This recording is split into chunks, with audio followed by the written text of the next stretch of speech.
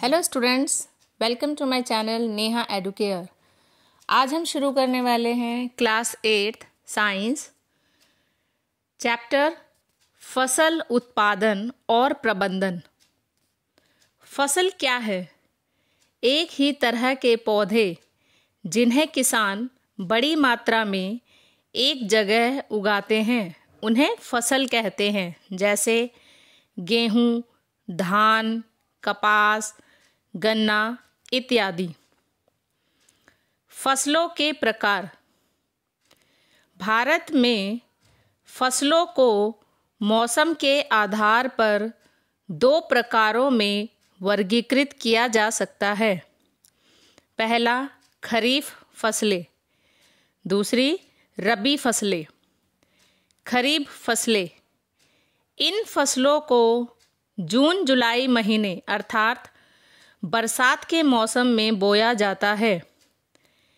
इनकी कटाई सितंबर अक्टूबर महीने में की जाती है, जैसे धान, मक्का, बाजरा, सोयाबीन, मूंग। ये खरीफ फसलें होती है। रबी फसलें, इन फसलों को अक्टूबर नवंबर महीने अर्थात सर्दियों में बोया जाता है। इनकी कटाई मार्च अप्रैल महीने में की जाती है, जैसे गेहूं, जौ, सरसों, मटर। ये फसलें रबी फसलें कहलाती है। कृषि के मुख्य कार्य। किसान फसल उगाने के लिए कई चरणों से गुजरता है। पहला, मिट्टी की तैयारी। इसका उद्देश्य मिट्टी को नरम, हवादार और उपजाऊ बनाना होता है। इसके अंतर्गत 3 क्रियाएं आती है। पहली, जुताई, प्लगिंग, मिट्टी पलटकर ढीली की जाती है। दूसरा, सहन, दोहराई या लेवलिंग, मिट्टी समतल की जाती है। तीसरा, खेत की सफाई, बीज बोने से पहले मिट्टी से खरपतवार और पत्थरों को निकाल दिया जाता है एवं बड़े मिट्टी के टुकड़ों को तख्तों की मदद से तोड़ा भी जाता है। मिट्टी की तैयारी क्यों ज़रूरी है? इससे मिट्टी ढीली होती है, हवा का प्रवेश बढ़ता है, जड़ों को बढ़ने की जगह मिलती है एवं पोषक तत्व ऊपर आ जाते हैं। मिट्टी को जोतकर और समतल करके तैयार करना बहुत आवश्यक है। इसके लिए हल और समतलक का उपयोग किया जाता है। दूसरा, बीज की बुवाई मीन्स सोइंग।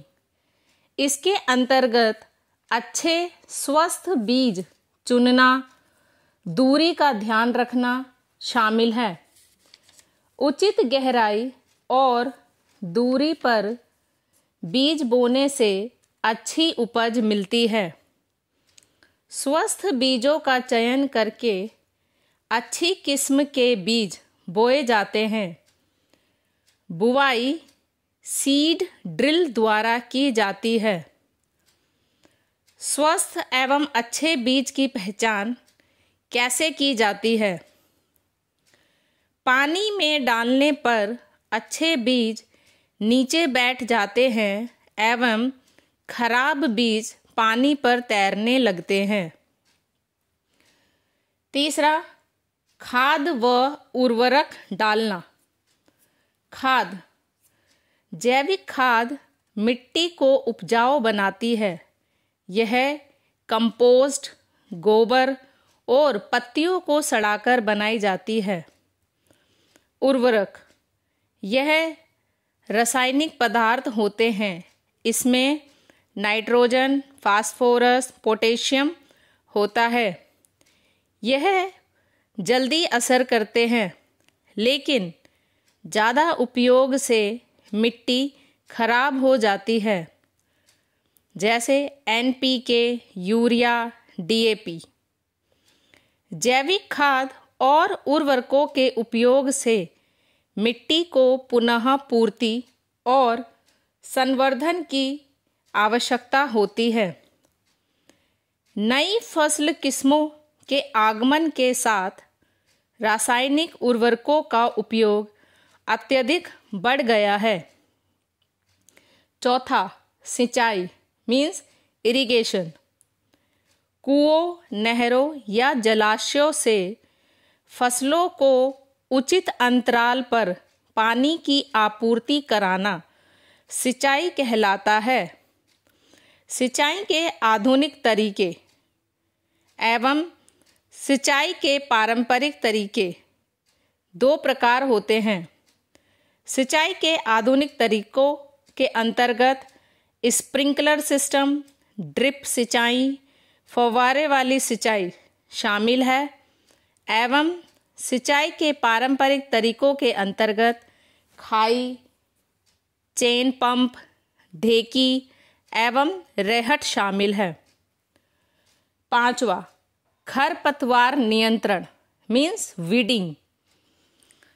फसलों के साथ उगने वाली अनचाही घासों या पौधों को खरपतवार कहते हैं। यह फसल का पौष्टिक तत्व खा लेते हैं।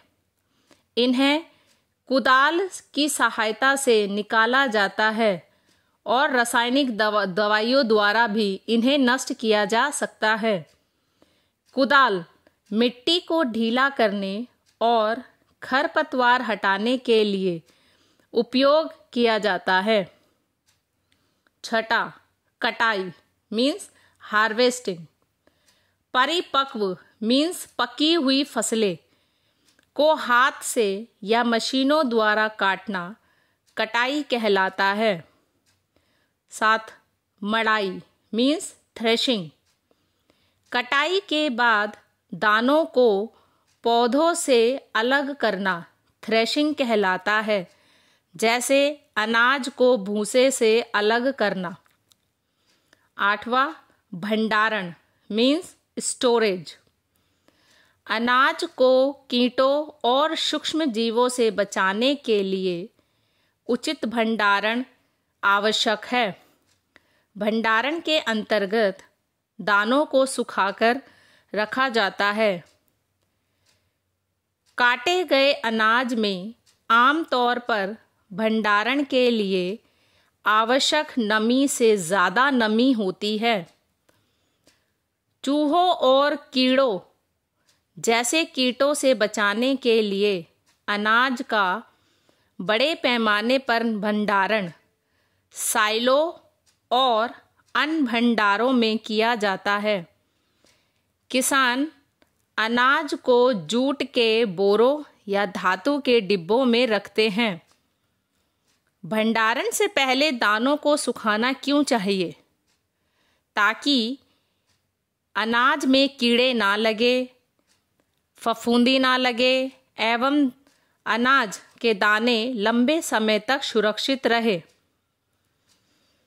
कल्टीवेटर क्या है? यह मिट्टी की जुताई के लिए इस्तेमाल किया जाता है और ट्रैक्टर से चलाया जाता है। इससे समय और श्रम की बचत होती है। Thank you. अगर आपको मेरा वीडियो अच्छा लगता है तो हमारे चैनल नेहा एडुकेयर को लाइक, शेयर